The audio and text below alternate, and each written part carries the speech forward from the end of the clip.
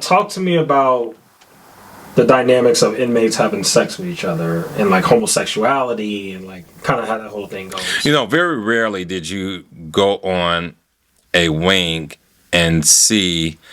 It was rare that you had a homosexual or a couple of homosexuals on a wing. Very rare. Usually they were grouped together on a wing, so you have homosexuals, or they didn't call it homosexuals on the inside. Right. Like the guy who's the man in the relationship is never considered gay. The guy who's the female in the relationship is considered a punk. That is crazy. Yeah. So the guy that's the man that's still having sex with men, they're not considered gay. They're not considered gay. But the guy who was in the female position of that sort of thing, he's considered a punk. He's considered a homosexual. He's considered gay. So as far as that, it depends. I will say, especially for newer people coming in, it was never consensual. And you always knew when someone was violated.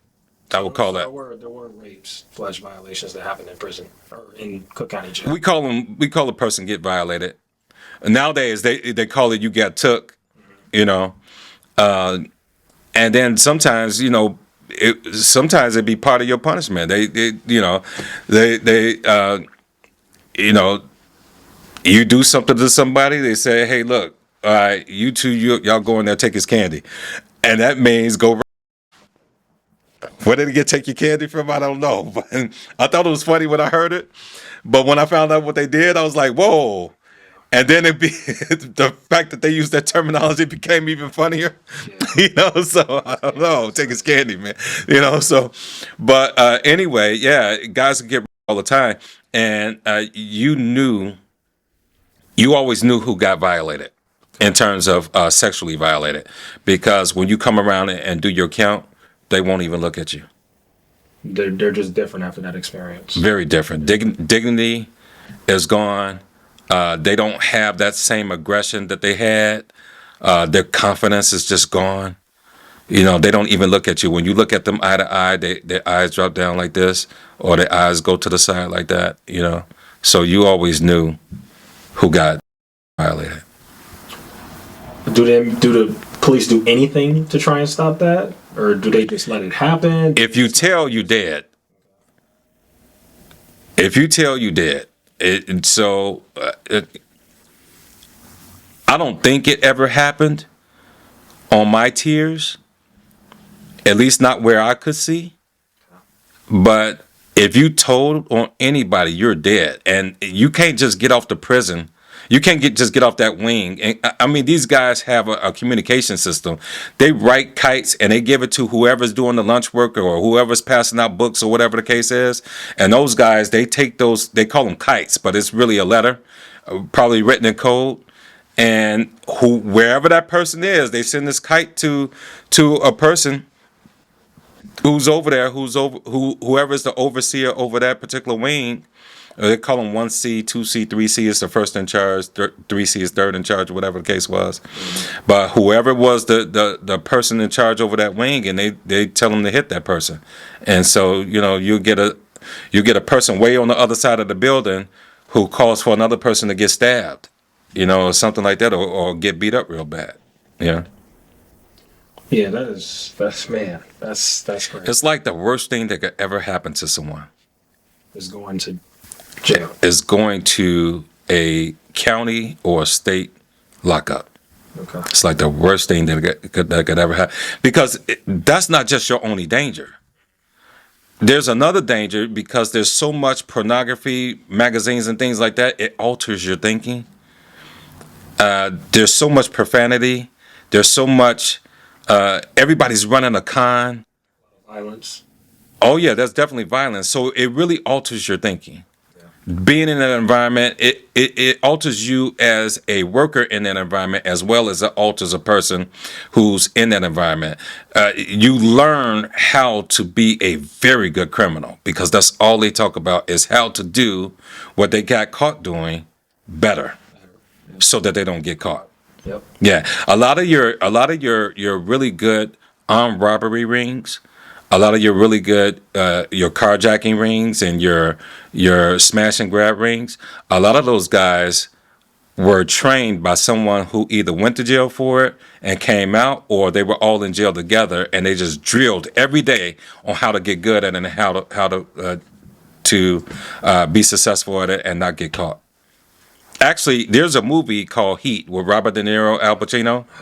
Well, those guys, they were armed.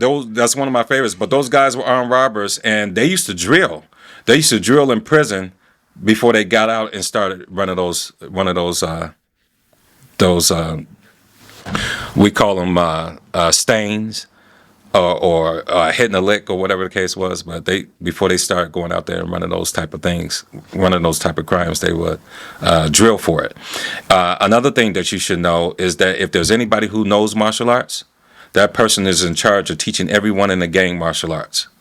Wow. Right. So you get, by the time they're in there 2-3 years, these guys are like almost black belts in their skill level. You'll see exercising. It's mandatory because it's part of survival for gangs, especially when they're fighting other gangs, that you stay in shape. It's mandatory that you stay in shape. So if you don't exercise every day, like you'll see around a certain period of time, maybe around 3 or 4:30 or whatever the case is, you see these inmates get in a group where they're exercising. Everybody's doing their push-ups. Everybody's doing their pull-ups. Everybody's doing their squats or whatever the case they do.